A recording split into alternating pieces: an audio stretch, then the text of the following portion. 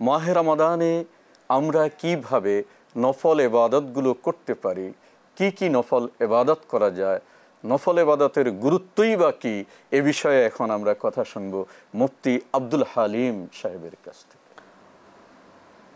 সুন্দর একটি বিষয় নির্ধারণ করার জন্য আপনাকে অসংখ্য ধন্যবাদ। তো আমি এই বিষয়ে বলবো যে রমজানের নফল ইবাদতের গুরুত্ব। তার আগে যদি আমরা তো আসলে সারা বছরই নফল ইবাদত করি, কিছু না কিছু করি, তবে রমজানের নফল ইবাদতরা এটা একেবারেই একটু ব্যতিক্রম বা এক্সেপশনাল, অথবা এটার গুরুত্ব অনেক বেশি। কারণ অন্যান্য সময়ের ইবাদতের চেয়ে এই মাহে রমজানের ইবাদত 70 গুণ বেশি সওয়াব, সেজন্য এটার গুরুত্ব অনেক বেশি। তো নফল ইবাদতে যাওয়ার আগে আমি একটু দর্শকদের দৃষ্টি আকর্ষণ করতে চাই যে আমরা এই মাহে রমজানের যে রোজা রাখছি, আসলে রোজার তো একটা সুদীর্ঘ একটা ইতিহাস আছে এবং এই রোজার গুরুত্ব অনেক বেশি।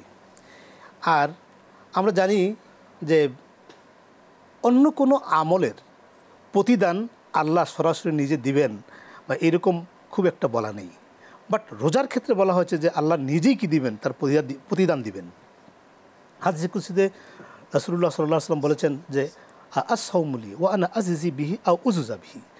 আল্লাহ বলছেন রোজা শুধু আমার জন্য রাখা হয়, সুতরাং এই রোজার প্রতিদান আমি আল্লাহ নিজে দিব। আর রোজার গুরুত্ব এত বেশি যে আল্লাহ সুবহানাহু ওয়া তাআলা বলছেন যে কুতিবা আলাইকুমুস সিয়াম কামা কুতিবা আলাল লাযিনা মিন ক্বাবলিকুম লাআল্লাকুম তাত্তাকুন, যে তোমাদের প্রতি রোজা ফরজ করা হয়েছে যেমন ফরজ করা হয়েছে তোমাদের পূর্ববর্তী লোকদের উপরে। তো পৃথিবীতে আল্লাহ তাআলা যত জাতিগোষ্ঠী পৃথিবীতে পাঠিয়েছেন প্রত্যেকের উপরে রোজা ফরজ ছিল। তাদের রোজার ধরন ভিন্ন ছিল, বাট প্রত্যেকের উপরেই রোজা ফরজ ছিল। এতে করে বোঝা যায় যে রোজার গুরুত্ব কত বেশি। আর এই মাহে রমজানে এই রোজার সাথে নফল ইবাদতের গুরুত্ব অনেক। এই নফল ইবাদতের মধ্যে আমরা প্রথমে সারাদিন রোজা রেখে আমরা তাহাজ্জুদে আসতে পারি, কিয়ামুল লাইল আমরা করতে পারি। তো কিয়ামুল লাইলের গুরুত্ব অনেক বেশি এবং আল্লাহ নবী একটা হাদিসে বলেছেন যে কিয়ামুল লাইলের গুরুত্ব এত বেশি যে তার বিকল্প কোনো কিছু খুঁজে পাওয়া যায় না। এবং আল্লাহ সুবহানাহু ওয়া তাআলার নৈকট্য অর্জনের জন্য আপনার কিয়ামুল লাইলটা অত্যন্ত জরুরি এবং সেটা অবশ্যই করণীয় এবং কর্তব্য এবং করতে হবে। তারপরে কিয়ামুল লাইলের পাশাপাশি আমরা এই রমজানের নফল ইবাদতের মধ্যে আমরা সাদাকা করতে পারি, দান সাদাকা করতে পারি। আল্লাহ নবী বলেছেন যে যারা সাদাকা করবে তারা সাদকাকারীর দানকারীর ঘর বাড়ি হবে জান্নাত। হাদিসে আল্লাহ নবী বলেছেন। না, রাসূল করিম সাল্লাল্লাহু আলাইহি ওয়াসাল্লাম যখন রোজা আসতো তিনি নিজেই এত বেশি দান করতেন। হাদিস শরীফে এসেছে মির রিহিল মুরসালা, জি জি জি, যে এত দান করতেন যেটা বাতাসের গতির চেয়েও প্রবল। অর্থাৎ তিনি মানুষের ভেতরে অনেক সম্পদ বন্টন করতেন, দান করতেন। সেই চরিত্রটা আমাদের ভিতরে নিয়ে আসা উচিত, কারণ এই মাসটা একটা রহমতের মাস। আমরা যত বেশি দান করব আল্লাহর পক্ষ থেকে তত বেশি রহমত প্রাপ্ত হব। জি বলুন। তো আর এই দানটা আমরা করব, রমজানে দানটা আমরা করব, কারণ দানে 1/70 সওয়াব আছে। এই জন্য আমরা এই রমজানে আমরা বেশি করে দান করব। তারপরে এই রমজানের নফল ইবাদতের মধ্যে আমরা কোরআন তেলাওয়াত করতে পারি। আসলে কোরআন তেলাওয়াত হচ্ছে সর্বাধিক গুরুত্বপূর্ণ ইবাদত এবং নফল ইবাদতের মধ্যে আফদলুল ইবাদা, সবচেয়ে গুরুত্বপূর্ণ ইবাদত হচ্ছে নফল ইবাদতের মধ্যে উৎকৃষ্ট ইবাদত হচ্ছে যে আপনার কোরআন তেলাওয়াত।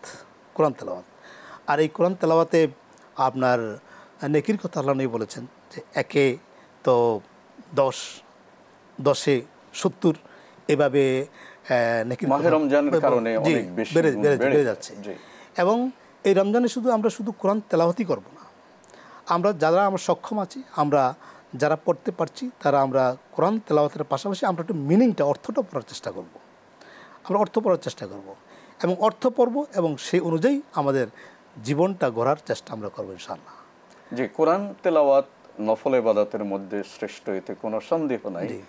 কারণ কোরআনুল কারীম কাল কিয়ামতের ময়দানে যিনি তাকে পাঠ করেছে, যিনি পাঠ করবেন তার জন্য আল্লাহর কাছে সুপারিশ করবে, বলবে হে আল্লাহ, তোমার এই বান্দা দিনে রাতে আমাকে পাঠ করেছে, আমি তোমার কাছে ফরিয়াদ করছি। অনুরূপভাবে সিয়ামও সুপারিশটা করবে আল্লাহর কাছে। তো তখন এই কোরআনের সুপারিশের কারণে আল্লাহ খুশি হবেন এবং বান্দাকে পার করে দিবেন। এভাবে নফল বিভিন্ন ইবাদতের মধ্য দিয়ে মানুষ কিন্তু তাকে অনেক উন্নত পর্যায়ে নিয়ে যেতে পারে। আল্লাহর নৈকট্য লাভের জন্য এটা অনেক গুরুত্বপূর্ণ